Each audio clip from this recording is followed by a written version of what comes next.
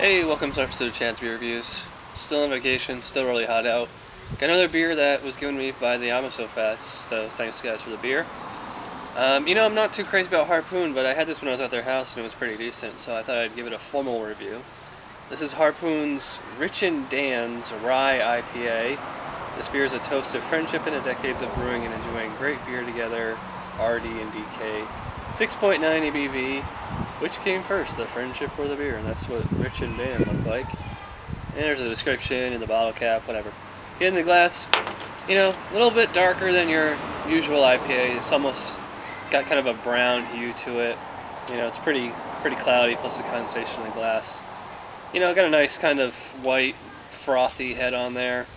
It's held up pretty well so far. Rye tends to help with head retention. Yeah, it's very East Coast smelling. Definitely the resiny, piney. Very piney, but at the same time I get like a citrus, like grapefruit juice concentrate extract or something like that.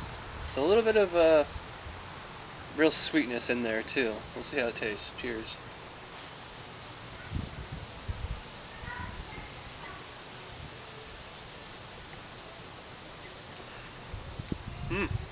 Wow.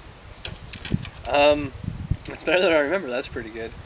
A lot of bitterness right away. I forget the IBUs on this. I think it's 60 or so.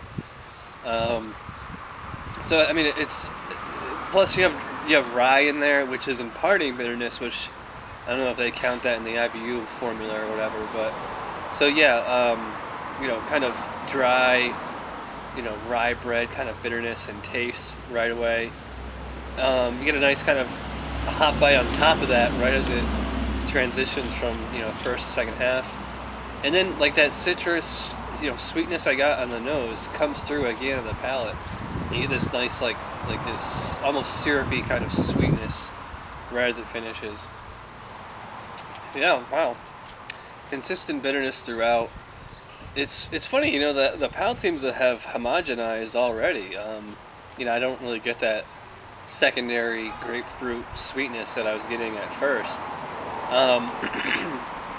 It's more in the, piney, kind of resiny, tree bark, kind of earthy bitterness and kind of taste on here. Real subtle kind of actual rye. You can taste the rye. Some beers just use rye for, a little bit of spice or mouthfeel or whatever, but this one you can actually taste the rye on. So it has a little bit of like a rye bread kind of maltiness to it. It's quite lively in the mouth. It's not that it's like super Belgian-y effervescent, but it has a noticeable, kind of, vibration across the tongue. It goes down pretty smooth. I am getting a little bit of CO2 in the throat, but, it's nothing unusual or out of control or anything like that. It's like 90 degrees out. This isn't really refreshing me, especially because the hops and the rye are lingering on my tongue, so it's actually making me thirsty.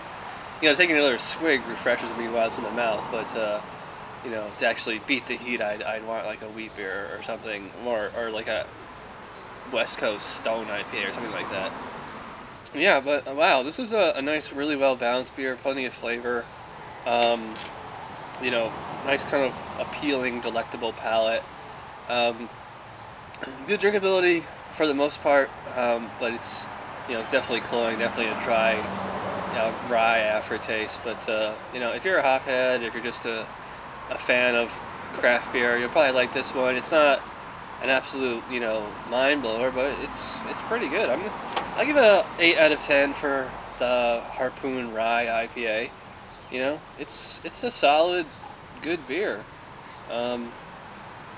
Which is, and considering that I really am not a fan of Harpoon in general, that's a pretty big compliment coming from me. So, thanks to the Untappd for this bottle.